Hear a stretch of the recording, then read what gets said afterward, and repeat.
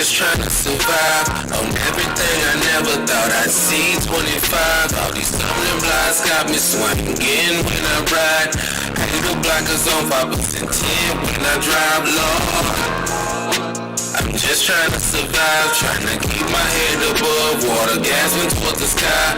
Drowning in this world that's trying to take my life. Ooh, finding peace, you will go through so much strife. Lord, rain, rain, rain, won't you go away? So the Lord to bring hope around here another day. My people been afflicted, so I noticed that we gotta pay. This furnace of affliction feels like we in the microwave. Nowadays, life ain't supposed to be this type of way. The pressure of bills, family life feel like a tidal wave. And everything is great, tribulation feel like ended days. I wish Christ, Michael and Gabriel will come take us away from this world where we're hunted like exotic prey. Strange fruit displayed, hanging, floating in aerospace. Hate your nigga, vibes toe, I barely sing Amazing Grace. The KKK with Christians, how does the same God be praised? When it's undertone, blood that fuels the human race. You love your enemy, but kill your brother each and every day, in every way. Crabs in the bucket, stock on databases, commonplace. Rat race the size of a cross space. Lord, I'm just trying to survive on everything I never thought I'd see. 25, all these stumbling blocks got me swinging when I ride. Hater blockers on 5% 10 when I drive, Lord. I'm just trying to survive, trying to keep my head above water, gasping towards the sky. Drowning in this world that's trying to take my life. Ooh, finding peace, you will go through so much strife, Lord.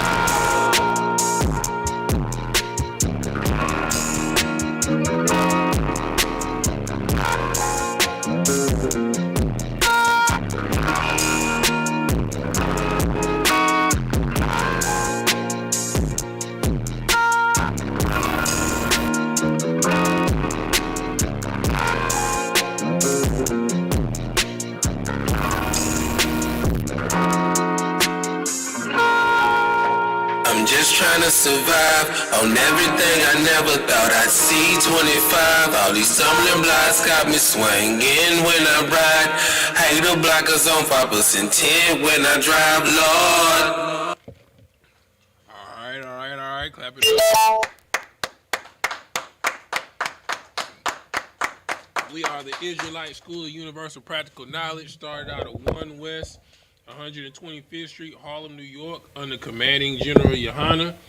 You understand it's Monday. You understand where it's the history class where we get into our records based off of historical record. Line them up, line upon line, precept upon precept, here a little, there a little.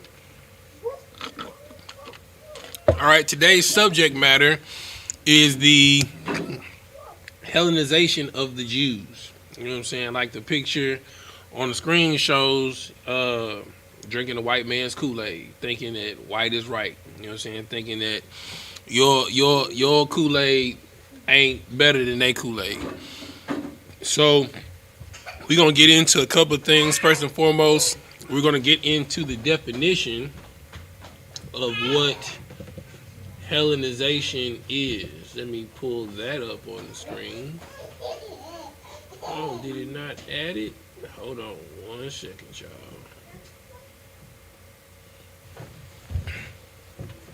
My apologies. Well, he can just read it. It's fine. Actually, read the definition of Greek first. Yeah. I mean, I texted to you out of the Zondervan.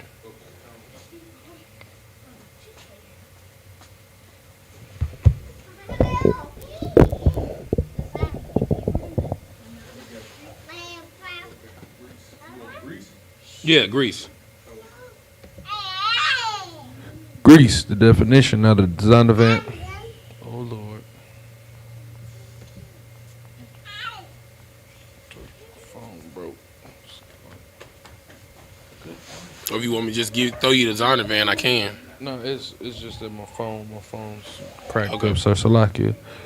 Grecia is Greece. It's Greece. The home of the Hellenes. The home of the what? The Hellenes. Mm-hmm. Greeks and Grecians, however, are to be distinguished. Greeks are generally those of Hellenic race. Corresponding scriptures, Acts 16:1, 18:4, and probably John 12:20. But the word may be used to indicate non-Jews, foreigners, and aliens. Corresponding scriptures, Romans 1:16. Grecians were Greek-speaking Jews, folk of the dispersion from areas predominantly Greek. Corresponding scriptures, Acts 6:1, Acts 9:29. All right, now read the definition of Helen. Con. Hellenists, Jews who made Greek their tongue. Jews that did what? Jews who made Greek their tongue, and with it often adopted Greek ideas and practices. All right, so we're going to find out when this happened in our culture. All right, so we're going to be reading from the First Maccabees, chapter 1, verse 1. Let me get there with you.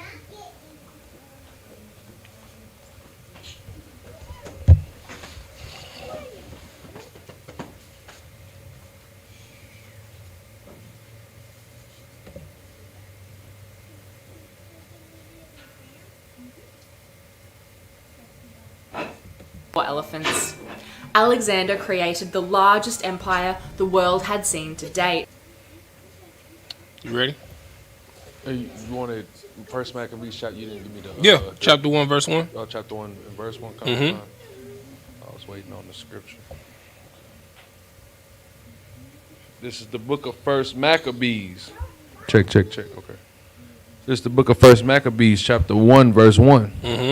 And it happened after that Alexander, son of Philip the Macedonian, who came out of the land of Chittim, had smitten Darius, king of the Persians and Medes, that had reigned in his stead, the first over Greece.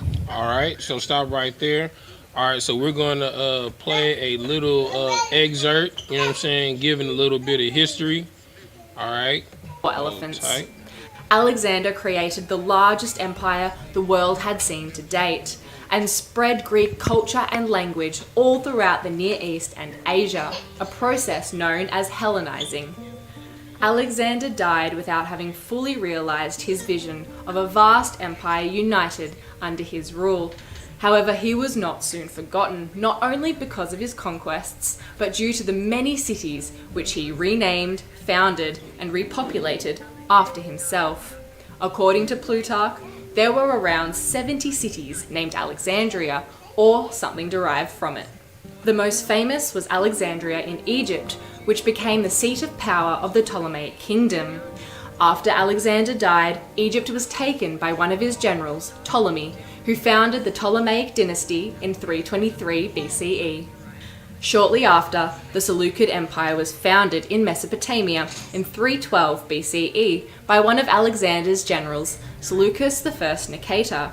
Both Seleucus and Ptolemy continued the process of Hellenization throughout the Near East, which was begun by Alexander. In the 4th century, Western philosophy developed through the efforts of the philosophers. All right, so they just broke down a brief history of the conquest of Alexander the Great. All right, so Alexander the Great, or Alexander the Devil, appreciate it, was a Macedonian, the first Edomite to rule, to break off the feathers or the chains of all rulership. All right.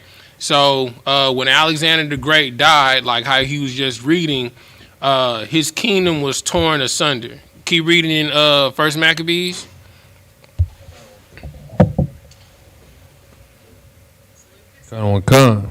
Verse 2. First Maccabees chapter 1 verse 2. And made many wars and won many strongholds and slew the kings of the earth. So just like they showed in the video, like he spread his empire. Let me bring the map on the screen for you guys to see.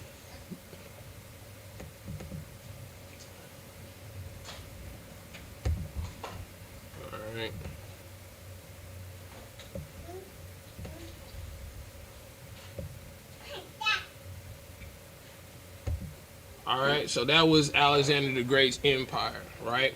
From Macedonia, which is all the way up to the left, all the way to the right. You understand? It was split up between his generals, like he's about to bring out and read now. Go ahead and read.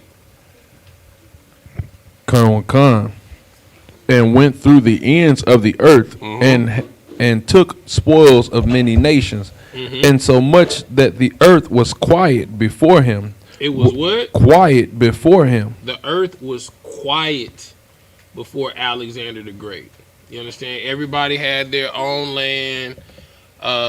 Beforehand, you had the different empires, right?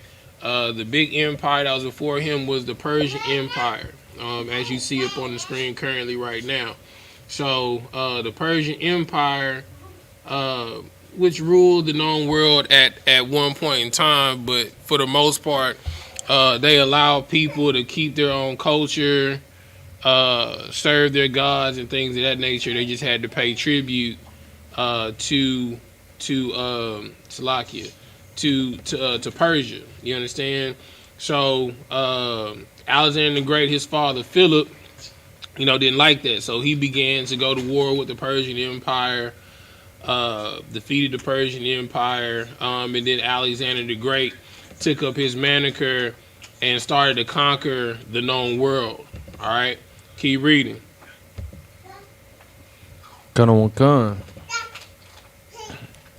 Verse 3, continue verse 3. Insomuch the earth was quiet before him, whereupon he was exalted, and his heart was lifted up.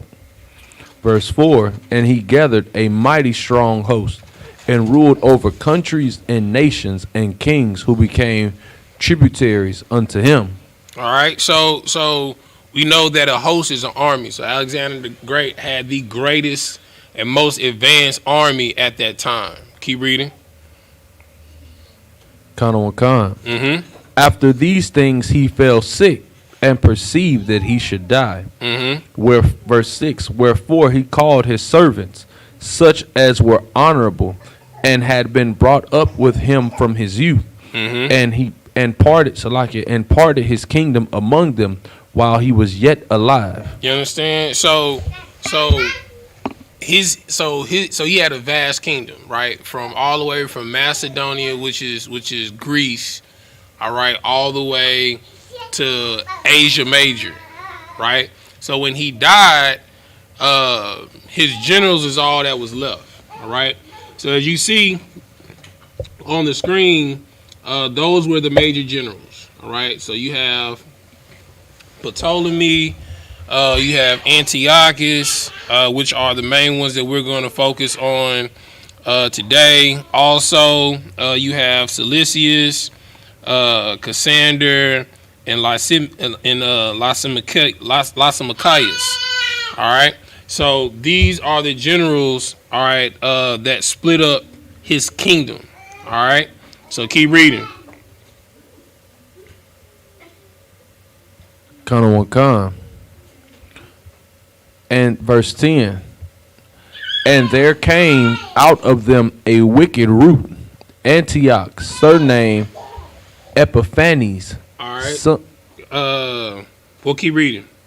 Son of Antiochus the king, who had been an hostage at Rome, and he reigned in the 137th year of the kingdom of the Greeks. All right. So let's bring up this information on Antiochus. I'm gonna bring it up on the screen. You're gonna go to what I sent you from the Encyclopedia Britannica. Hold on, let me pull it up on the screen so they can see what's going on. So they can read along with you. Antiochus the fourth. Yeah, that's the Antiochus. And for those that people that don't believe in the Bible, that the Bible don't deal with dates and real people and history, like we're destroying that right now. All right. Okay. Let me boom. All right. Go ahead. Antiochus the fourth Epiphanes in the Greek means God manifest, also called Antiochus Epimanes the Mad. Seleucid king of the Hellenistic Syrian kingdom, of the what kingdom? Of the Hellenistic Syrian kingdom. All right, so we've already established. All right, so we from the definition that we read in the Zondervan Compact Bible Dictionary. Go ahead. There's a piece of it that I born in circa 215 BC, died 164 in Tabain, Iran. You know what I'm saying? So no sweat. So based off of the map that I showed you guys, right? And I'll bring it up. Hold on, let me add one more image on here so we can kind of duel this thing out.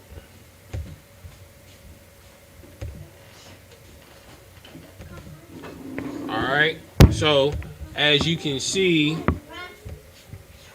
enlarge that up on the screen transition. As you can see, Antiochus's empire spanned to where Iran, Iraq, parts of the Middle East is. All right. So keep reading. Go to. Was that all on that page? No, it's some more, sir. All right, go ahead.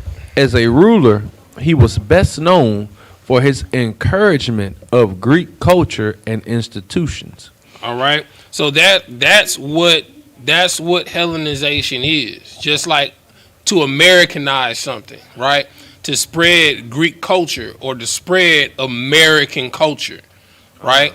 That's why it's a requirement across the entire world that everyone speaks English, right? Just like it was a requirement across the world at that time for everyone to speak Greek, right? And to follow Grecian culture, right?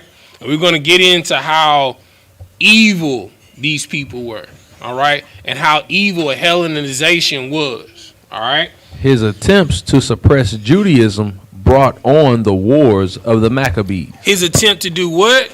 His attempts to suppress Judaism brought on the wars of the Maccabees. All right, so he was known for majorly trying to suppress the laws, statutes, and commandments. All right, let me pull the next page up here for you guys.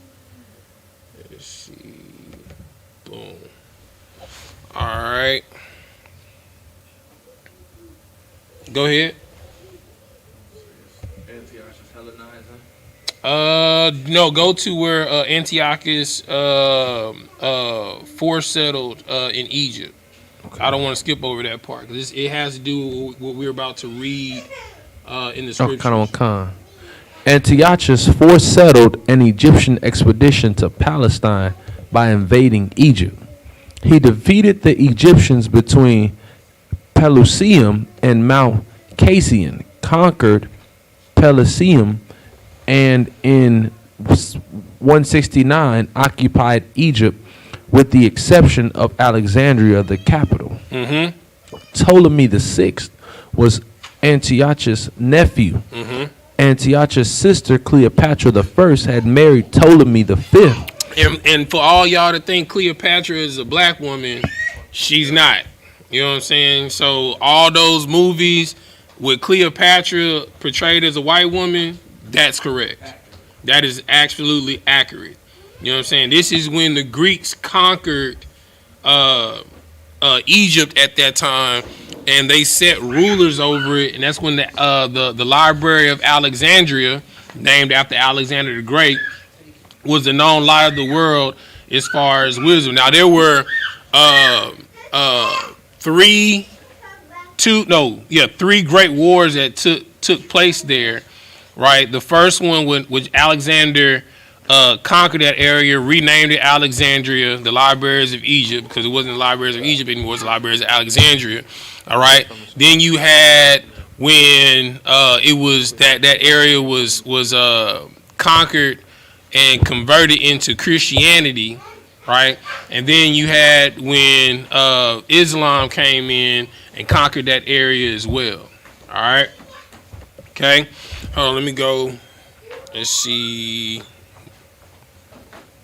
Go back to First Maccabees and pick up where he left off at. That's boom, boom, boom, boom, boom. Verse 7.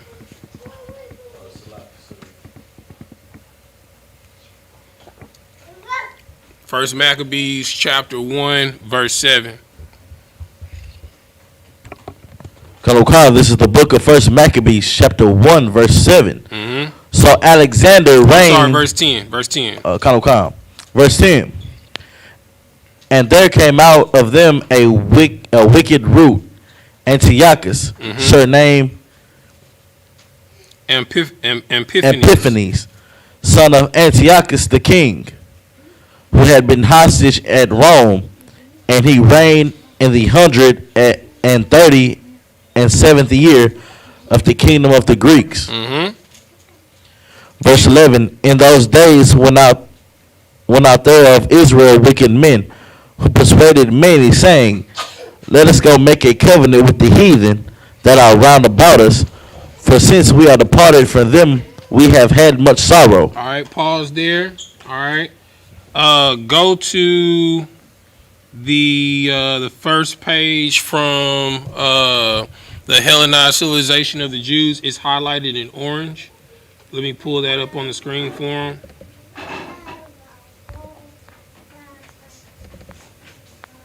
Is it the first page?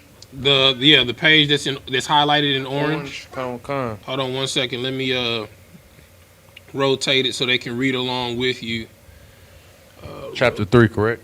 Yes. Okay. Yes, that is correct, sir. 1 second. 1 second, y'all.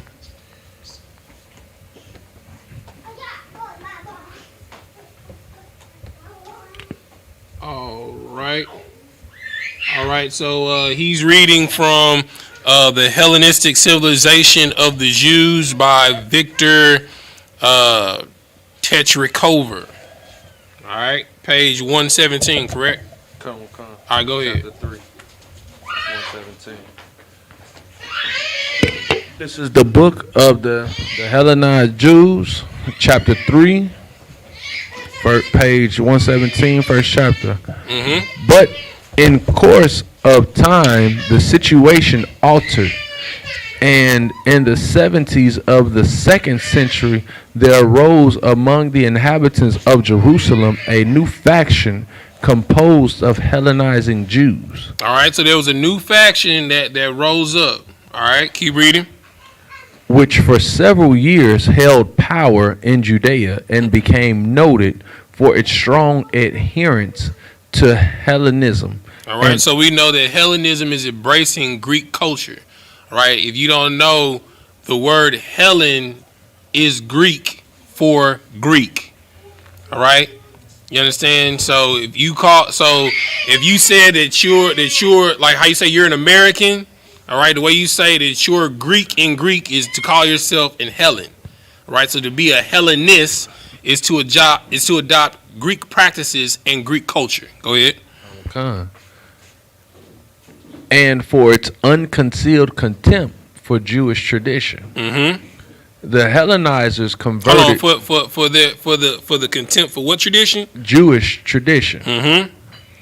The Hellenizers converted Jerusalem into a Greek town. Into a what town? A Greek town. Mm-hmm. Introduced Greek customs into Jewish life. Mm-hmm. Built a gymnasium and did not even oppose the spread of the Greek gods in Judea. So if you want to know why there's a gym in every city across the world, every city across the world, it's because that's Greek culture. And why you wear Nikes. Right, and also why you wear Nike. You know what I'm saying? Because that's a Greek god. All right.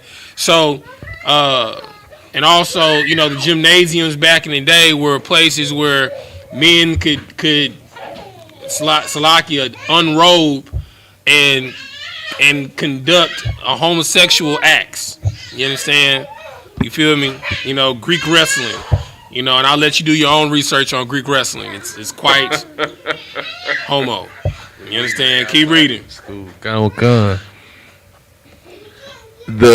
This group found its shield and patron in the Syrian king Antiochus IV Epiphanes, Mm-hmm. who intervened in the internal affairs of the land of Judea, and threw the weight of his sword on the scales of the party struggle. So did he do it in a peaceful manner? Sir. He did it by the sword. You know what I'm saying? So he basically said you're either going to convert or you're going to die. All right? Sounds familiar. Like we just got through doing Thanksgiving. You know what I'm saying? Nice. And we gonna get, and it's gonna tie in right to what we were talking about with Thanksgiving. All right? Keep reading. Con. With his aid, the Hellenizers were for a time in control of Jerusalem until another sword, the sword of Judah the Maccabee, put an end to their aspirations and restored the old form of national life. All right, we're gonna go to the next page, the one that's highlighted in blue, page 118. Allow me to pull it up on the screen for him. Sir. All right, so we going into the records. You know what I'm saying? For those that don't think the Bible lines up with actual people in history, you know what I'm saying? We didn't went to the Encyclopedia Britannica, you know what I'm saying? And we didn't pulled out one of their books from their records. All right, go ahead, keep reading. It's the Hellenist civilization and the Jews, page 18, first paragraph. Hellenism was not introduced into Israel by the forces outside. Part of the Jewish public itself developed an attachment to alien customs and became eager for Hellenistic modes of life to obtain a foothold in Jerusalem. Now, if the aspiration to Hellenize arose among the Jews as a result of the internal development of Jewish history. All right, hold that. All right, so the spreading or the beginning of Hellenization amongst Israel, it didn't start from the outside. So this is before Antiochus came on the scene, right? So let me ask you a question. How do things become popularized in Black, Hispanic, and Native American culture now? Go ahead. Now is kind of pushed on social media, but it's done by our own people. It's not done by somebody else. It takes one of us to be like, it's cool, and then it has to be somebody of a fluent. Okay, now, he has to be now say what you said again, saying what you just said. Well, okay, it's pushed on one of us. My question is, how are things popularized in today's culture amongst Blacks, Hispanics, and Native Americans? Using with the latter of what you just said, restated. Things are made popularized to Black, Hispanic, and Native American culture by the rich or affluent of our nation pushing it toward us, or them, wearing Gucci belts, like when which is Edomite culture. Which Edomite culture, like Floyd Mayweather, he say, I'm not gonna quit buying Gucci, and of course, no nigga stopped buying Gucci because Floyd said he ain't gonna quit buying it because they ain't done nothing to him personally. It happens like that, but it has to be by the affluent or the wealthy. You grown? Did you want to add something, or was you good? I thought I saw you raise your hand. All right, no sweat. All right, go back to the page. Azania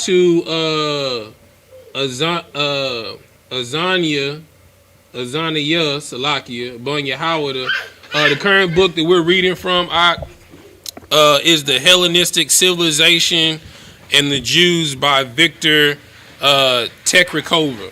All right, that's the book that we're currently reading from now, so you can add that to your list. All right, go ahead,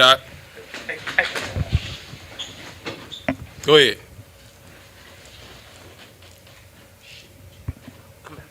All right, so the top of page 118 where we left off. All right, so right there where it says, now if the aspirations of the Hellenization arose among the Jews. All right, so it says, now if the aspiration to the Hellenization arose amongst the Jews as a result the internal development of Jewish history, it devolves upon us It devolves upon us to investigate the factors which led a part of the Jewish community to Hellenize, and we have to ask, first of all, what was the motive of those who inclined in this direction? The obvious and simple answer is that their aim was the spread of Greek culture, Right. and that for them, Hellenization was based on their consciousness of the advantages of Hellenism over Judaism. So basically, they thinking that white is right. You know what I'm saying? Their culture is better than our culture because their culture is in the dominance and in the ruling majority. No difference than America. All right, go ahead. And if I could, sir, and it's such an important class that you're doing right now, because most people would look at Judaism as a religion. Right. But when you hear Hellenism, you're not thinking about a religion, you're thinking about a culture. Right. Which that if folks actually paid attention to the things that we said in the truth, then you wouldn't look at Judaism as if, I mean, now mainstreamly, or at least what's widely accepted, is that Judaism is a religion. Right. But this certain class you're doing right now is breaking down that Judaism was not seen as a religious attribute, but is more toward a custom or a lifestyle like Hellenism. Well, and then also, this is also another thing that I tell people. Like when you're reading books, you have to research the author and the perspective lens that the author is writing from. Right. So from the perspective lens that the author is writing from, he thinks that modern day Judaism is the Jews and the Israelites from back then, which is why he's using the common term Judaism. Right. All right. But it's not to be confused because, I mean, well, we're going to bring it out, you know, in the first book of Maccabees. All right. But keep going with your point. But I'm just saying, you know, like it's a heavy thing that as the book is displaying it. Now, yeah, that might be his perspective of it. But even then, when we think about the Jews, even today, we don't think about them as a religious sect. We Right. think about them as a culture of people. Right. Which turns into, well, Christianity versus Judaism. You have a full out religion Right. versus a full out lifestyle that respects the law, statutes, and commandments of the Bible, which these brothers and the Maccabees were gung ho for. They was ready to die for. Yeah, they but you know what I'm saying? they wasn't the only ones. It was ones before them. You know what I'm saying? They was willing to go to war. You understand? They were willing to lay down their life going to war for their culture. But then you had ones before them, which we're gonna get into, that just was like, okay, you saying convert or die, we'll just die. You know what I'm saying? They was that real. You know what I'm saying? All right, keep reading on the page. And we're going to get to your point that you just brought out a second ago. Khan. It is a fact that the bearers of the idea of Hellenization among the Jews were not distributed among various classes of Jewish society, but were entirely confined to one class, namely the ruling aristocracy of Jerusalem. Ball game. So that's why I asked the question today, right? Because he said initially, like, it wasn't through physical means. You know what I'm saying? It wasn't the outside forcing the culture on the Israelites. You know what I'm saying? And I asked today, how do things become popularized? You understand? Why do you want to wear Nike? You know what I'm saying? Because you see LeBron James wearing Nike. Because you see Michael Jordan wearing Nike. You know what I'm saying? Because you see football players wearing Nike. You know what I'm saying? Same thing with Adidas. You know what I'm saying? Like to all the way down to the toothpaste that you buy. You understand? Things are made popularized by the ruling class because you want to feel like you're affluent, like the ruling class. Like the saying is, keeping up with the Joneses, right? So you don't want to feel like you don't have something that's nice, so you copy off of something that you see someone else doing, that saw someone else doing, that saw someone that had money, you know what I'm saying, or the ruling class in our culture do. And who did they get that from? They got it from the affluent of white culture, because they said, well, these people are successful and they do this. Why can't I do this instead of sticking to your culture? All right, keep reading. Come. This being the case, the study of the question shifts from purely cultural to the historical and social spheres. And we may ask, what was the reason why the Jewish aristocracy at a given historical moment, in parentheses, that is in the time of rule of Antiochus Epiphanes, decided to lead the Jewish people along the road of Hellenization. All right, so prime example, like today, right? Why do Christian pastors tell you to go out and vote? Are you asking? Yeah, it's the same answer. I mean, well, Christian pastors go and tell you to go out and vote because, well, one, they can't, they don't pick a specific side. I mean, back then they probably did because it was only one specific side because of the sword, but they tell you to go out and vote because depending on the sway of the vote is who keeps their following strong, because there's a side that backs them financially, and they want you to go out and vote because that's what keeps their their influence polarized to them. So why do, like, say for instance, the Congressional Black Caucus push certain bills and not other bills?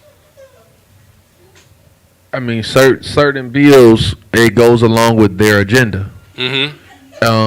So I mean, like I said originally, that it helps them remain in power, or it pushes whatever agenda that they have in their following or whatever they're for. All right, I'm gonna ask you another question. All right, I'm not saying that your answers are incorrect. All right. Why is it that no one backed Colin Kaepernick when he decided to take the knee? Him taking the knee, it wasn't monetarily sound. It wasn't what the money was behind. It wasn't in their best interest. But that's why I said the money, because the money is going to follow the pockets that drop it. Exactly. So everything that you said is absolutely correct, right? So the question that's posed here, right? It says, what was the reason why the Jewish aristocracy at a given historical moment, that is the time and rule of Antiochus Epiphanes, decided to lead the Jewish people along the road of Hellenization?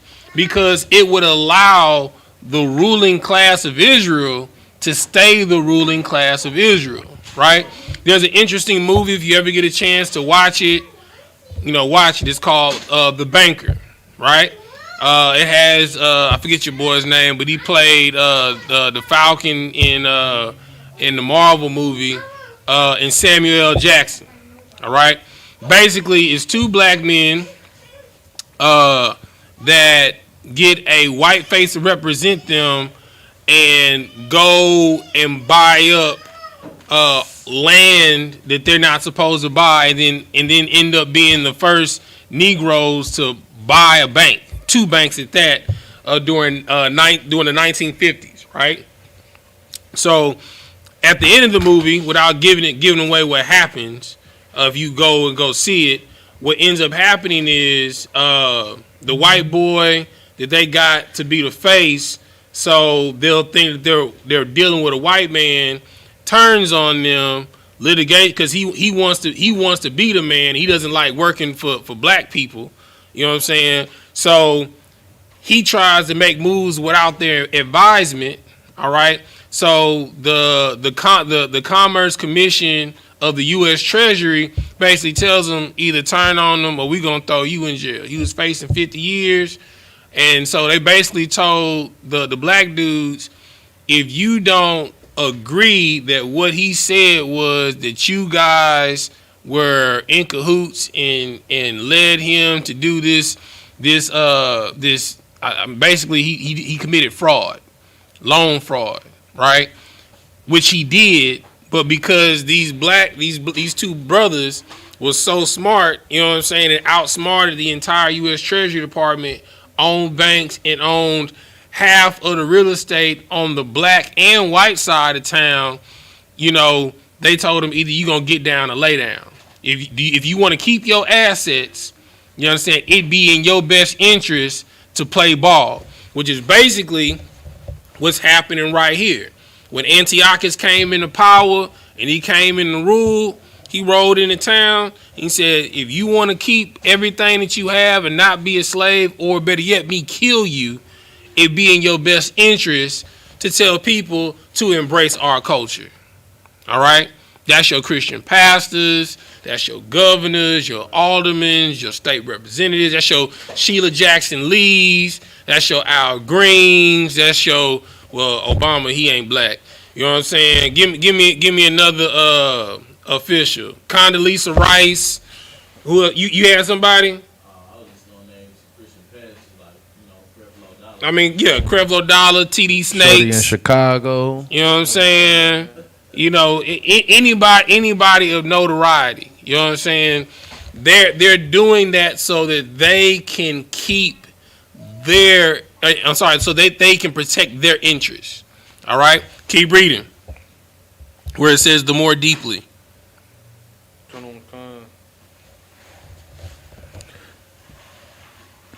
The more deeply we probe the social structure of the Jewish people in the Hellenistic period, the clearer becomes the fact that Hellenization was only an external expression of an inner historical process, which in reality bore no direct relation to cultural questions.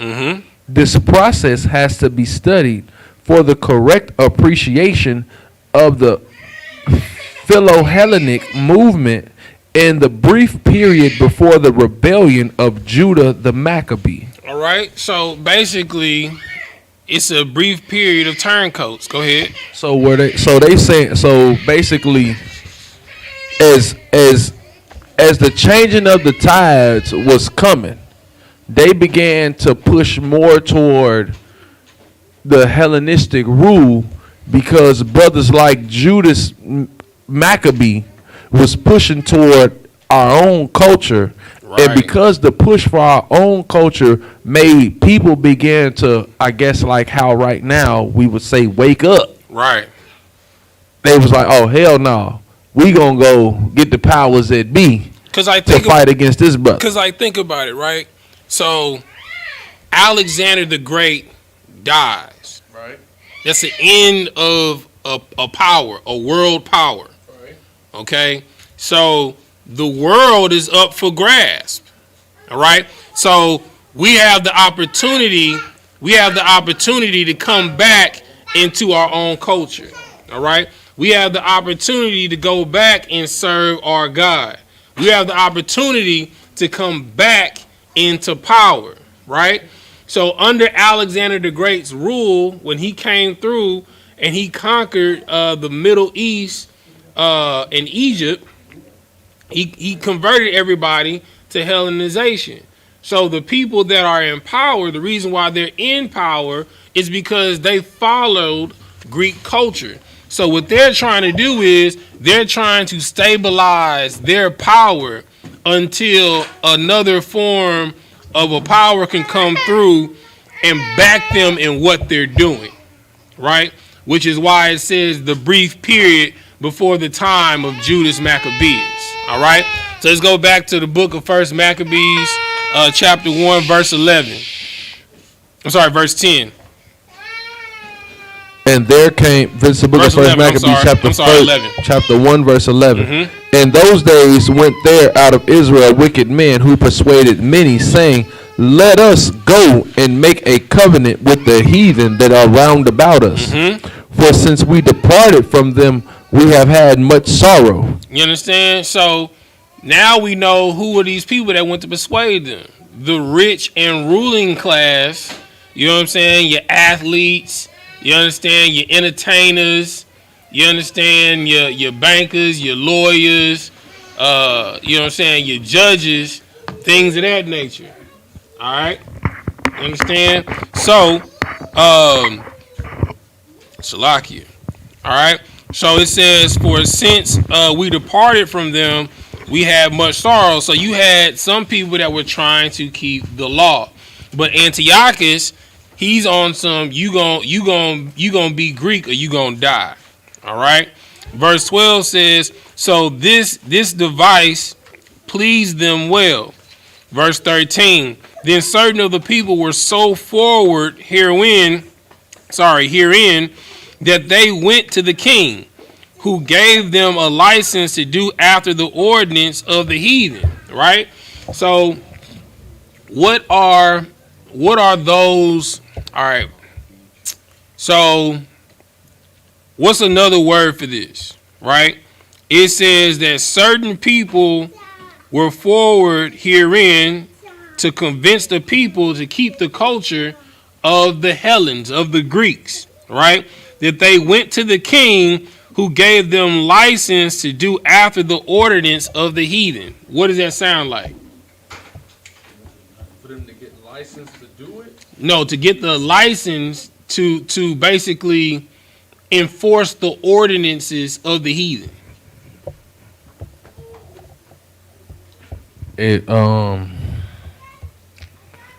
I know it may be. All right, so let's enforcement, license to enforcement. Like there was police. Right. You understand? I mean, I probably ain't got no direct word. I was gonna call them, ops, but okay, yeah, the police, right? So think of it like this, right? So you had the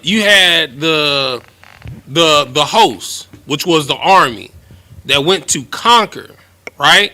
So everywhere they went and conquered, they established Hellenistic culture, right? And then within that culture they conquered, they gave people license to enforce the ordinances of their culture. So basically, if you don't do this, we gonna call Antiochus and he gonna kill y'all. That's the police. You know what I'm saying? So, like, we've had our people that have been rats, you know what I'm saying, snitches, backbiters since the beginning. You know what I'm saying? That Solomon said that there's nothing new that's under the sun. All right, keep reading. Verse 14. Verse 14. Whereupon they built a place of exercise. A place of what? Exercise. At Jerusalem, according. You got something you want to say? You grown? It was snitches in the time of Moses. I mean, it's been snitches since the beginning. Mm-hmm. So that was heavy that you brought that up. Go ahead. Whereupon they built a place of exercise at Jerusalem according to the customs of the heathen. You understand? Again, you know what I'm saying? Gymnasiums, all right? The reason why there's a gym in every neighborhood, in every city, in every state, in every country across the world, you understand, is because we're still under the rule of Alexander the Great and his factions, right? If you remember the last class, we broke it down, right? We broke it down from the Greco to the Roman Empire, right? We're still under the rule. We're continuing on from that lesson, all right? And gay. Right. You understand? And gay, right? You understand? That's why you be seeing. Never mind. Keep reading, bro. Salakia. We not doing it today. You know what I'm saying? Go ahead. Keep reading. Verse 15. And made themselves uncircumcised and forsook the holy covenant and joined themselves to the heathen and were sold to do mischief. You understand? All right. So let's go back to. All right. So on the page that I sent you. Efforts to Hellenize the kingdom.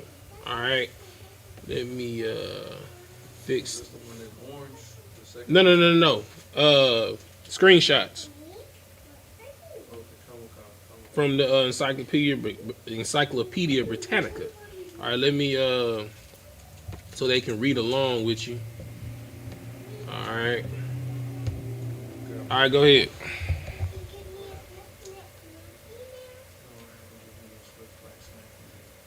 All right, go ahead.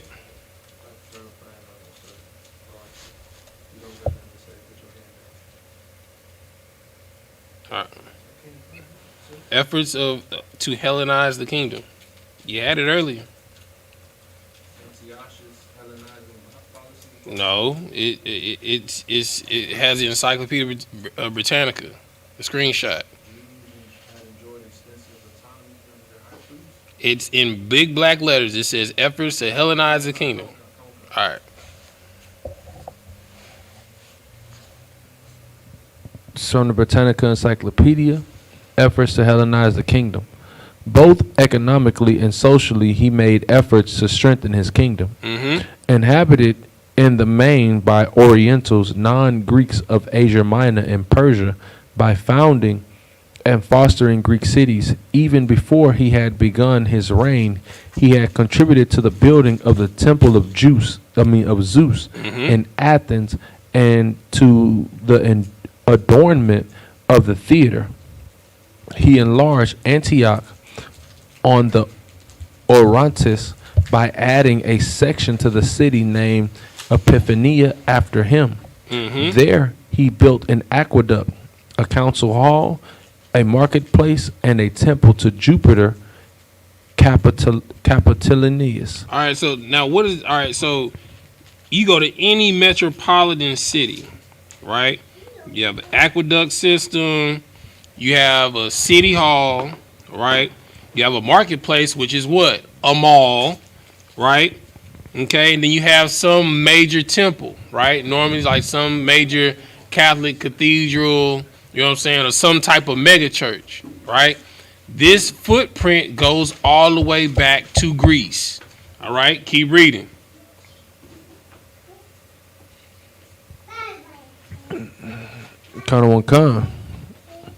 Even before he had begun his reign, he had contributed to the building of Salakia.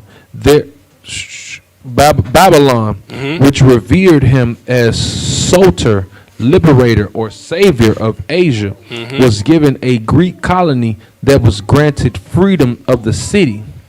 Another Epiphania was, let me see, because I don't know if there's more to that one, because it doesn't give. Yeah, I mean it.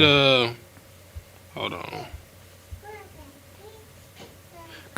It breaks off. Founded Armenia, Ecbatana in Persia was also named Epiphania and became a Greek city.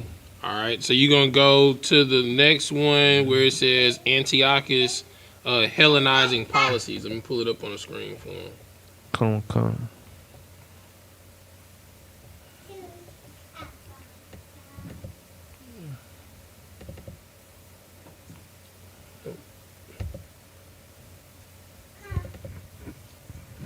All right, go ahead and read it when you got it. Antiochus' Hellenizing policies brought him into conflict with the prosperous Oriental temple organizations, and particularly with the Jews. And particularly with the what? With the Jews. Mm-hmm. Since Antiochus III's reign, the Jews had enjoyed extensive autonomy under their high priest.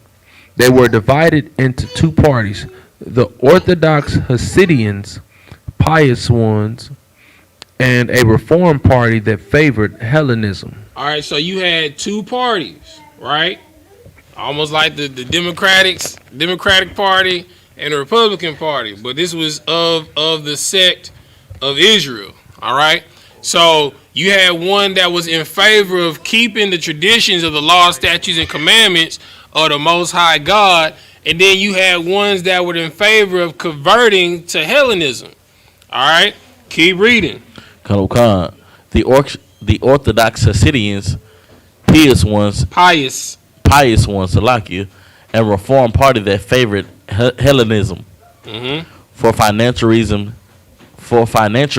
Antiochus supported the Reform Party, and in return for a considerable sum, permitted the high priest Jason to build a gymnasium in Jerusalem to introduce the Greek mode of educating young people. All right, so you see, you know what I'm saying, through the different sources that we have, the full picture is starting to come out. You understand? The only reason why they were siding with Antiochus is because he allowed them to either stay in power or to rise in power to protect their financial interests. Hey, Shammai, go sit down. Go ahead. Khan. And 172, for an even bigger tribute, he appointed Menalius in place of Jason in 16:9. In 169. That's like in 169. However, while Antiochus was campaigning in Egypt, Jason conquered Jerusalem, with the exception of the citadel, and murdered many adherents of his rival Menelaus. Mm-hmm. Khan in the place of Jason. And where you? That's not it? Just go to the next one. Let me pull it up on the screen for him. Oh, y'all down here. When Antiochus returned from Egypt in 167, he took Jerusalem by storm. No sweat. Just go to the next where it says Jews had enjoyed extensive autonomy.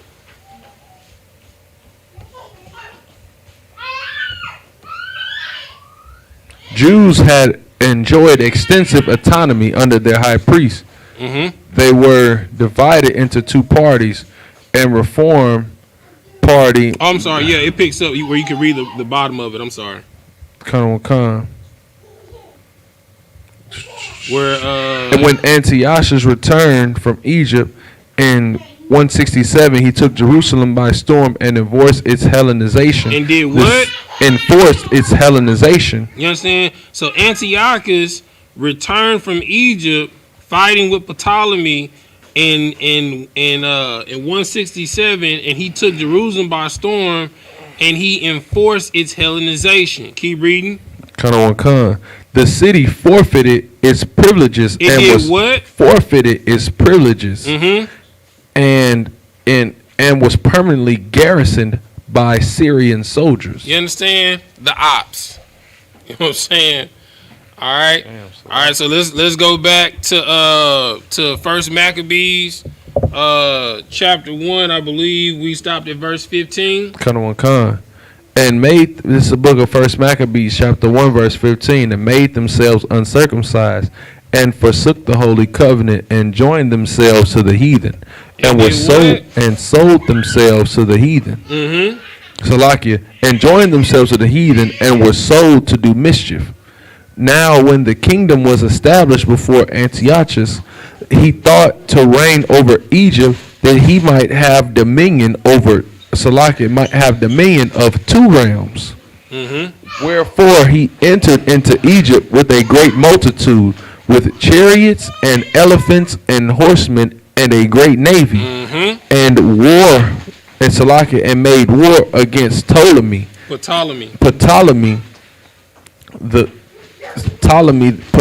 king of Egypt. Mm-hmm. But Ptolemy was afraid of him, and fled, and many were wounded to death. Mm-hmm. Verse 19, thus they got the strong cities in the land of Egypt, and he took the spoils thereof. Verse 20, mm-hmm. and after that Antiochus had smitten Egypt, he returned again in the 143rd year, and went up against Israel and Jerusalem with a great multitude.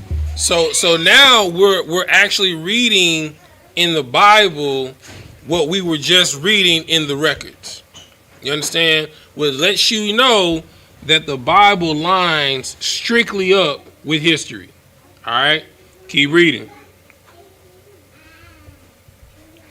Khan. 21. Verse 21, and proudly entered into the sanctuary, and took away the golden altar, mm-hmm. and the candlestick of light, mm-hmm. and all the vessels thereof, mm-hmm. and the verse 22, and the table of the showbread, mm-hmm. and the pouring vessels, and the vials, mm-hmm. and the censers of gold, mm-hmm. and the veal, mm-hmm. and the crown, and the gold ornaments that were before the temple, all which he pulled off. Verse 23, he took also the silver and the gold and the precious vessels. Also he took the hidden treasures which he found. You understand? So, I mean, shoot, he probably took the Ark of the Covenant. You know what I'm saying? Because it says the precious treasures which he did find. You know what I'm saying? So, what you have to understand is that Antiochus seized Jerusalem and the towns thereof around it. And he desecrated the temple of the Lord, the temple of the Most High God. You understand? Remember, all it takes is for one person to break the law, statutes, and commandments for us to be conquered. You understand? And the ruling class, you understand, the aristocracy of Israel, you understand, was in bed with the Hellenistic culture, with the Greeks. You understand? And because of this, it caused our nation to stay in dissension instead of when their king fell, saying, all right, let's throw off the chains of this disgusting, uncircumcised nation. You understand? And let's rise and keep our culture. No, instead it was like, nah, we want to keep what we have. You understand? Instead of, and that's a problem with Blacks, Hispanics, and Native Americans. Nobody wants to sacrifice their life so that the next generation can have a blessed life and succeed. You understand? You have to be willing to die for what you believe in so the next generation can live. Right. That's what it's going to take for Blacks, Hispanics, and Native Americans. That's right. You understand? If they're willing to kill off and commit genocide on a whole generation of people just so they can put the children in boarding school to indoctrinate them into their society, you have to be willing to die to kill off their society so that your generation, the next generation, can walk, you understand, in your culture to create our society.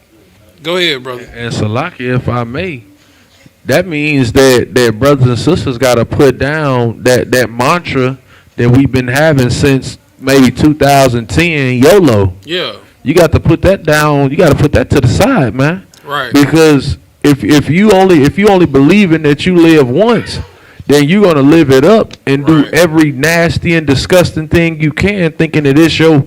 I mean, granted, it is your flesh's desire, but really the conclusion of the matter is to fear the Most High and to do His commandments, and know that you'll come back in this earth and receive a great punishment under your oppressors. You understand? Like words like virtue.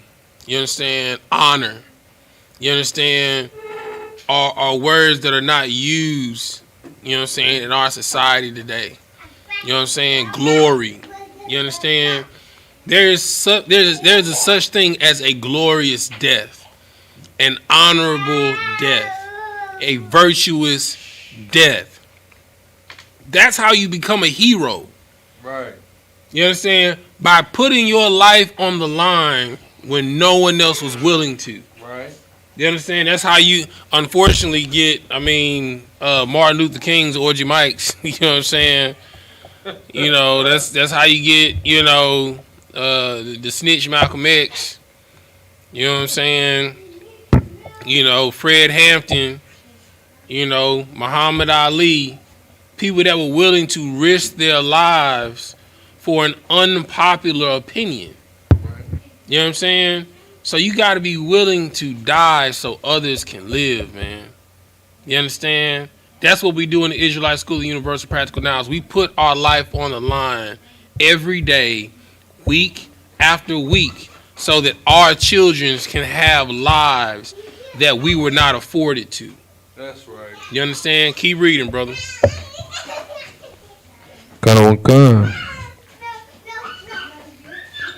Verse 24. And he had taken away all.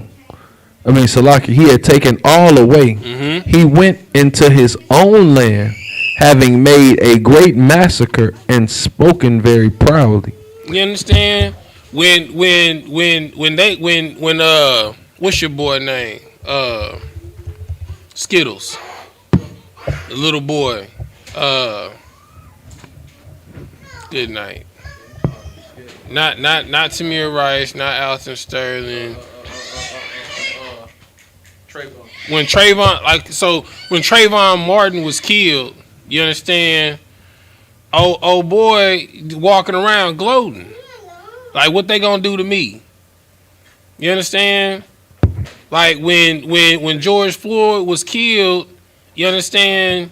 The alt-right walking around gloating. You understand? Like when they killed 24,000 Native Americans, they threw a damn feast, man. Gloating. You understand? That they make you celebrate. You understand? Like, this is Greek culture that we're living in. They go out, they kill you, and they celebrate, man. But you think that, oh, it's just a day that we can gather. You know, we don't get days off. You understand? To spend time with our family and eat. How weak are you, man? Good night. Like, how weak? That's disgusting, man. Like, my great grandmother, and now me finding out my great grandfather, they were Choctaw Native Americans. What the hell do I look like celebrating the mass murder of 700 Native Americans on a high holy day? Men, women, and children. That's the spirit of Greek culture. That's the spirit of Esau, Edom. You understand? We are still living in a state of Hellenization. Shit, hell. We should call it hell in this nation. You understand? Right. Hellenization is hell in this nation of America. You living their culture, like, that's retarded, man. That's 5150. Everything that you celebrate is about the mass murder of your people. Independence Day, you was getting you was getting hanged, tarred, and feathered when they was talking about all men are created equal. You wasn't considered a man then. You was 3/5 of a man. You were cattle, cargo, a commodity to be traded, right? Like cotton. You understand? Like, it's disgusting. Keep reading. Gun. So, verse 25. Therefore, there was a great mourning in Israel. Just like it's a great mourning now. When George Floyd died, we all said enough was enough. But when the last time you heard George Floyd's name? When's the last time you heard Alton Sterling's name? When's the last time you heard Philando Castile's name? When's the last time you heard Sandra Bland's name? So you champion them for a time, and then they pay you off, and then it goes away. Their blood is... When last time you heard... I mean, Breonna Taylor, that was just recently. When the last time you heard Breonna Taylor's name? Go ahead. I was going to say, I mean... We use all those names, you know, pretty adamantly, you know, it's almost every week. So I hear it a lot. I say it myself a lot. But outside, but I'm saying, remember, you used to see memes talking say about her name. Yeah, not only just that, they'd be like, you know, the American Music Awards, you know what I'm saying, is great, but I just want y'all to know that Breonna Taylor still ain't got justice for a murder. When last time you seen a meme about that? You used to see them all the time. You know what I'm saying? You don't see anything anymore. Because we have no honor. We have no virtue. We have no respect for ourselves. You understand? It's just another day of another black man or a black woman getting gunned down in the street and them celebrating it. You understand? Keep reading, Knock. Kind of. And there was a great mourning in Israel in every place where they were. You understand? Across the nation. Keep reading. So that the princes and elders mourned, the virgins and young men were made feeble, You and the understand? beauty. That's today. You understand? The strength of the black man is feeble. You understand? Because you can't do nothing. They body slam your daughter on the concrete and put their knee on their head. You understand? You can't do nothing. Your strength is taken away from your hands. You can't defend your family because you'll die. But you're afraid to die. Right. Because you don't believe in anything. Right. You understand? Christians talking about we believe in God, we trust God, so why won't you defend your family? You understand? Here in the Israelite School of Universal Practical Knowledge, we are defenders of the faith. That's right. We are fathers to the fatherless. That's right. You understand? Like, we go to war every week. You understand? We are defenders of the weak. You understand? We are healers of the sick, risers of the dead. You understand? We give life to dry bones. Because I guarantee you, no one is going to die on our watch. That's right. You understand? We make sure that every brother gets home to his wife and his children. That's right. You understand? Like we didn't give a damn about a black man being in the White House. We care more about a black man being in every black house. That's right. You understand? Keep reading, Doc. Con. And the beauty of women was changed. Damn. I mean, that's today. You understand? The beauty of our women are changed to the point to where, you know, they want to put these wigs, you understand, glue these wigs down, you know what I'm saying, these lace fronts, they got them snatched bald headed up under it because they don't want to wear their real hair. They want to have hair like they oppressor. You understand?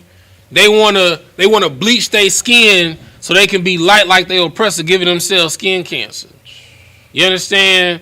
They want to inflict all of these pains and destroying their body because they don't know that what beauty is you. Because everybody else in the world is trying to act like, look like, and be like you. Good night. You understand? Solomon said there's nothing new under the sun. Everything that is happening then is happening now. If you don't know your history, you are doomed to repeat it. Go ahead, Doc. And Salaki, if I may, and the nakedness. Right. Just you change you cover up everything that you should want to show. The natural hair, the natural lips, the natural eyes, the natural cheekbones. And you show everything you should cover up. And show everything you should cover up. Right. Got the breasts out, the box out, the butt out. Right. I mean, the only thing you won't let a nigga know is what's really on your mind. Right. That's about it. You know what I'm saying? I mean, right on. God damn. Keep reading. And every bridegroom took up lamentation, and she that sat in the marriage chamber was in heaviness. You understand? You want to know why the bridegroom took up lamentation? Because their wives were raped and murdered. You want to know why the maidens sat in the marriage chamber in heaviness? Because their husbands were killed, lynched, or put in prison. You understand? The same thing that was happening then is happening now. Keep reading. The land was moved for the inhabitants thereof, and the house of Jacob was covered with confusion. You understand? Just like we're confused now. You understand? Like we tell you, you know what I'm saying? I mean, not just us, the doctors tell you that eating pork, shrimp, crab, and lobster is wrong. You understand? But you confused. For some reason, you still think it's okay to eat it. You understand? Like we tell you, celebrating these unholy holidays is about the massacre of your people. Right. But you're confused you still celebrate it anyway. You understand? You want to do everything that is detrimental to your health and to your way of life. You understand? So I don't understand how a Christian can say they serve the Lord and do everything that is against the Lord. It doesn't compute to me, man. All right, keep reading. So what we get? We're at First Maccabees, chapter 1, verse 28. Come. This is the book of First Maccabees, chapter 1, verse 28. Mm-hmm. The land was moved for the inhabitants thereof, and the house of Jacob was covered with confusion. Mm-hmm. Verse 29, and after 2 years fully expired, the king sent his chief collector of tribute unto the city of Judah, who came unto Jerusalem with a great multitude, and spake peaceable words unto them, but all was deceit. But what? But all was deceit. You understand? Give me what is it? Smooth words. Smooth words is butter. Yeah. Give me smooth words, man. Come, That's Psalms 55:21. Start at verse 20. Come. This is the book of Psalms, chapter 55 and verse 20. He hath put forth his hands against such as be at peace with him. Mm-hmm. He hath broken his covenant. Good night. The words, verse 21, the words of his mouth were smoother than butter, but war was in his heart. But what was in his heart? War was in his heart. You know what I'm saying? He came to, he was like, I just want my taxes. You know what I'm saying? I'm not gonna hurt y'all. I'm just here to collect what's mine. And once I collect what's mine, you know what I'm saying, I'm gonna be on my way. You understand? Keep reading. Gun. His words were softer than oil, but were they drawn swords? You understand? All right, now go back to where we were. Verse 30. First Maccabees chapter 1, verse 30.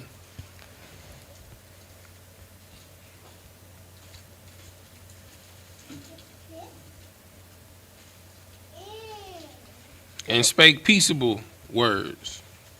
And spake peaceable words unto them, but all was deceit. For when they have given him credence, he fell suddenly upon the city and smote it very sore, and destroyed much people of Israel. You understand? So he had already destroyed the city. You understand? When he came through and he put them back under Hellenization. So he rolled back through again, you understand, to collect his tribute, saying this, I'm just here to collect my taxes. But the whole time he wanted to hunt them this whole entire time and kill them. You understand? Keep reading. And when he had taken the spoils of the city, he set it on fire and pulled down the houses and walls thereof on every side. Hold on, man. Let me get that raise it. Talking about 40, I want to say 49.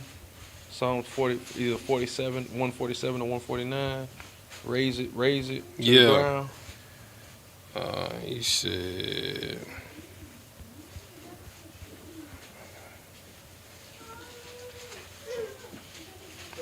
Let's see. It was Isaiah, right? No, that's Psalms out of one. One is either 130. What is it? What up is? Let me see. Dash it. Hold on. Little ones. I'm gonna find it. KJV. Psalms 137. Go ahead. Okay, where is it? This is the book of Psalms, chapter 137. By the rivers of Babylon, there we sat down. Yea, we wept when we remember Zion. We hang our harps upon the willows in the midst thereof. For they that carried us away captive required us a song, and they that wasted us required us mirth, saying, sing unto us sing us one of the songs of Zion. How shall we sing the Lord's song in a strange land? For if I forget thee, O Jerusalem, let my right hand forget her cunning. If I do not remember thee, let my tongue cleave to the root of my mouth. If I prefer not Jerusalem above my chief city. Oh, remember the children of Edom in the day of Jerusalem, who said, raise it. Who said what? Raise it. Who said what? Raise it. Who said what? Raise it. Burn it down. Even to the foundation thereof. O daughter of Babylon, who art to be destroyed, happy shall he be that rewardeth thee as thou hast served us. Happy shall he be that taketh and dasheth thy little ones against the stone. You understand? So this spirit has been here. That's how you know that these are Edomites. You understand? These are the children of Esau. You understand? All they do is they take from us and they burn down what's precious to us. All the way down to Black Wall Street in Tulsa, Oklahoma. You understand? What was done then is being done now. Because it's the same spirit, it's the same people, and we are still Hellenized. Hey, I fix the camera. They hit the camera. Turn the other way. All right, stop. All right, cool. All right, no sweat. You know what I'm saying? So that's what they do. You understand? Every time we establish something and we get on our feet, they burn it down to the ground. You understand? Go ahead, Doc. And specifically burn it. Not just burn a house or two. They rape, pillage, rob, and then burn the what's left, the stubble. And you know what's crazy? Like, if you research Nero, right? Nero used to lynch the children of Israel and use them as lanterns to light up his courtyard, right? Interestingly enough, remember when CDs first became popular? Right. You used to burn CDs. Right. What was the popular software? Nero. To burn CDs. That comes from the concept of burning the children of Israel. You understand? That's how disgusting that is, man. All right? Keep reading. Go back to First Maccabees. We were on 31.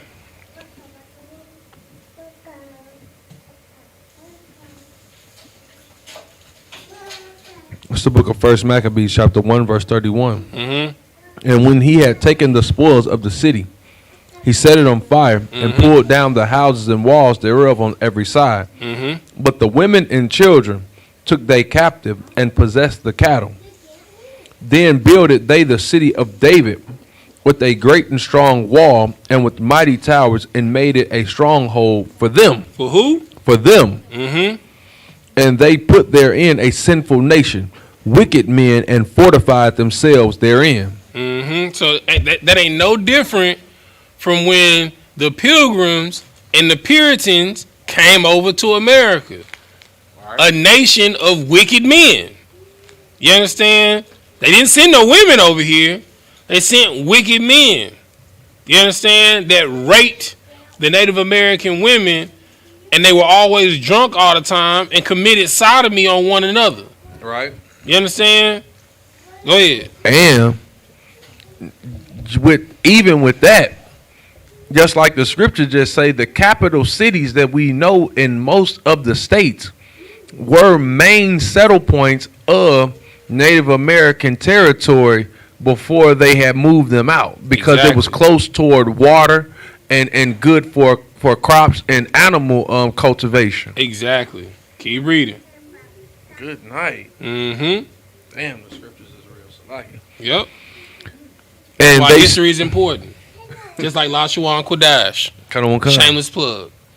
Keep reading. They stored it also with armor and victuals. Mm-hmm. And when they had gathered together the spoils of Jerusalem, they laid them up there, and so they became a sore snare. Mm-hmm. For it was a place to lie in wait against the sanctuary, an evil adversary to Israel. Thus they shed innocent blood on every side of the sanctuary and defiled it. Keep reading. Insomuch that the inhabitants of Jerusalem fled because of them, whereupon the city was made an habitation of strangers. Oh, what? Habitation of strangers. Just like we brought out that in Massachusetts, the Native Americans went from 24,000 to 700 in 9 years, and the Puritans went from 700 to 20,000 in 9 years. Massachusetts became a land inhabited by strangers. You understand? What was done then is being done today. You understand? Keep reading.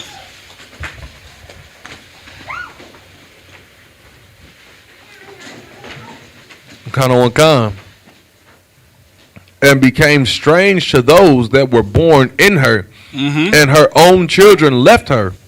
Her sanctuary was laid waste like a wilderness.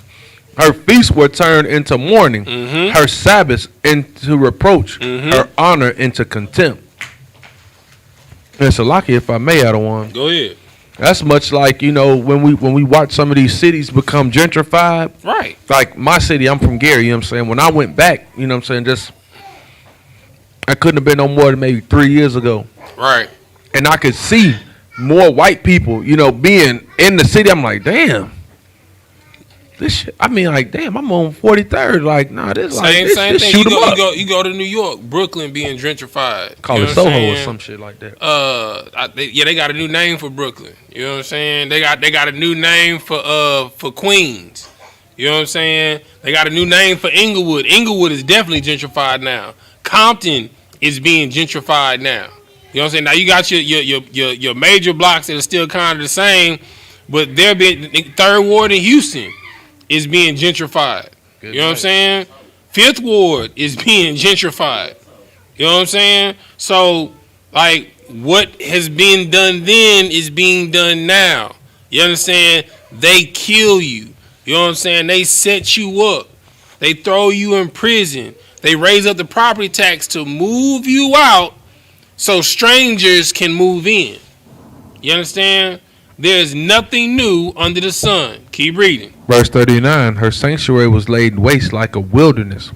Her feasts were turned into mourning, her Sabbath into reproach, her honor into contempt. And has had been her glory, so was her dishonor increased, and her excellency was turned into mourning. Keep reading. Moreover, King Antiochus wrote to his whole kingdom that all should be one people. That what? That all should be one people. There's only one race. It's the human race. Under God. You understand? Don't that sound like America? Keep reading. And everyone should leave his laws. Should do what? Should leave his laws. It's only one God. It's only one people. It's only one law. You understand? It's only one culture. The culture of America. You understand? The culture of Rome. The culture of Greece. The culture of Edom. You understand? Keep reading. So all the heathen agreed according to the commandment of the king. Yea, many also of the Israelites consented to his religion and sacrificed unto idols and profaned the Sabbath.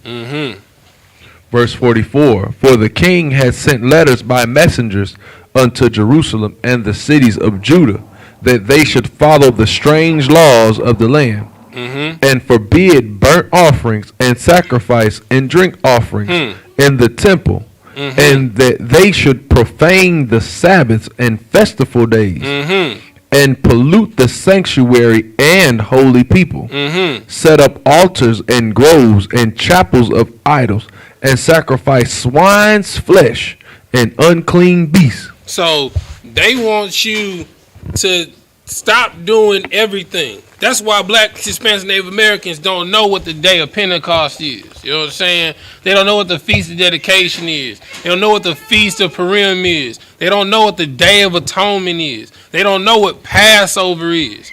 You know what I'm saying? Like they don't know these things. You know what I'm saying? Like, you telling them how Hanukkah is coming up, you might as well be speaking Greek to them. You understand? Because they made it unlawful for you to celebrate your feast days. You understand? Keep reading. Con.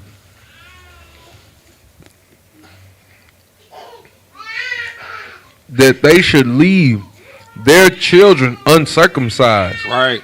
and make their souls abominable with all manner of uncleanliness and profanation, to the end that they might forget the law. That they might And what? That they might forget the law. That's why you confused and you think it's okay to eat shrimp, crab, and lobster. You understand? That's why you think it's okay to celebrate Halloween. That's why you think it's okay to celebrate Thanksgiving, Christmas, Easter, 4th of July, Memorial Day. That's why you think it's okay. Keep reading. Verse 50. And whosoever would not do according to the commandment of the king, he said he should die. You understand? And even if you kept the commandments of the king, just like in this nation, you still die. You understand? Keep reading.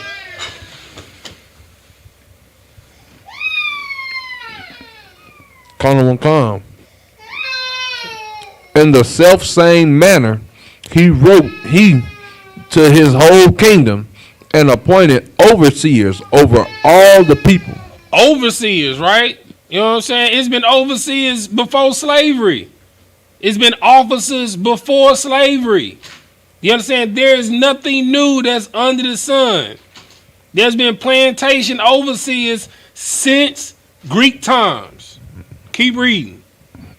The kicker part is what it's about to say right here. Right. Commanding the cities of Judah to sacrifice city by city. Mm-hmm. So it's like, you know, having one county sheriff, and then you go into the next county. Now you got another county sheriff, and they municipalities that you got to abide by. So you got state troopers, police officers, sheriffs, deputies, peace officers. You know what I'm saying? Like federales. You know what I'm saying? Like, good night. Keep reading. Then many of the people were gathered unto them, to wit, everyone that forsook the law, and so they committed evils in the land. Mm-hmm. Verse 50. Let's get through it. Keep reading. And drove the Israelites into secret places, even wheresoever they could flee for succor. Verse 54. Now the 15th day of the month Caslu, in the 145th year, they set up the abomination of desolation upon the altar. Good night. And builded idol altars throughout the cities of Judah on every side. Mm-hmm. And burnt incense at the doors of their houses and in the streets. And when they had rent in pieces the books of the law which they found, they burnt them with fire. So if they found your secret dwellings where you were coming together to keep the law, to teach the ordinances, to keep your feast days, they would not only kill you, but they would find any remnants of the Torah and the Tanakh, rip it up, and burn it. You understand? Keep reading. Con. And whosoever was found with any book of the testament, or if any committed to the law, the king's commandment was that they should put him to death. They should do what? Put him to death. Keep reading. Thus did they by their authority unto Israelites every month, to as many as were found in the cities. Don't that sound like Thanksgiving? You know what I'm saying? Going on a hunting party for Israelites. And after every hunting party, have a huge feast because they done killed you and celebrated. They've been having Thanksgiving since Greco-Roman times. hunting Israelites. You understand? Keep reading. Damn. Thus did they by their authority unto the Israelites every month to as many as were found in the cities. Now the 25th day of the month they did sacrifice upon the idol altar, which was upon the altar of God, at which time according to the commandment they put to death certain women that had caused their children to be circumcised. Is that not Thanksgiving? Is that not Thanksgiving? They did a massacre of Israelites on their feast day or committing a holy act, and they made a sacrifice unto their God, unto the altar of God. That's Thanksgiving. Thanksgiving goes all the way back to Alexander the Great, to Antiochus. And I'm not saying that this is, actual, December 25th, but I mean, this is the only 20th and 5th day, 5th and 20th day that I've read about in the scriptures. Man. I mean, Okay, keep reading. We almost done. Sir. At which time, according to the commandment, they put to death certain women that had caused their children to be circumcised, and they hanged the infants about their necks, and rifled their houses, and slew them that had circumcised them. That's why in Psalms 137 it says, happy shall we be in that day that we dash their little ones against the stone, because of what they did to our children. Keep reading. Quiet. Howbeit, many in Israel were fully resolved and confirmed in them not to eat any unclean thing. Wherefore the rather to die, that they might not be defiled with meats, and that they might not profane the holy covenant. So then they died, and there was very great wrath upon Israel. You know what I'm saying? Like, so what we've been dealing with, you know what I'm saying, goes all the way back to Greco-Roman times. The spirit of Thanksgiving and why they make sacrifices. A sacrifice is a feast unto their gods. You understand? It always had to do with a massacre of our people. That's what Thanksgiving is about. You understand? So, like, we gonna keep hitting you with these facts and truths based off of the historical records. You understand? Any Bible that says the Bible is not real, the Bible is not based off of history, is a damn lie and a fool, man. You understand? With that, we gonna say Amagium, which means to stand. We gonna say the Lord's Prayer in Hebrew, then in English. Sar, turn and face the east. All right. Repeat after me.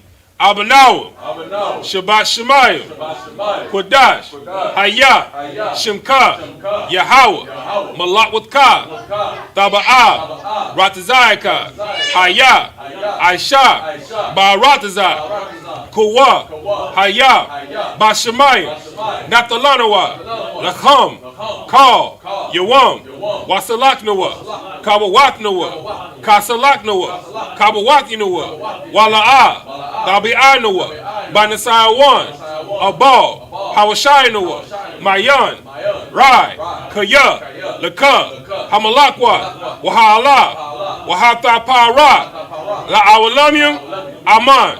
In the English, our Father, which art in heaven, hallowed be thy name. Yahweh, thy kingdom come, thy will be done, in earth as it is in heaven. Give us this day our daily bread, and forgive us our debts, as we forgive our debtors. And lead us not into temptation, but deliver us from evil. For thine is the kingdom, power, and the glory, forever. So be it. Sar, turn and face the front. Courtesy salute to the brothers, men of Israel. By Shabbat, Baji, Barak, Yahweh Hashem, Yahweh Shah, Barakatah, Yazmatah, Sar, turn and face the sister, men of Israel. By Shabbat, Yahweh Shema Thah Bashim Yahushua. Yazamatah, dismiss.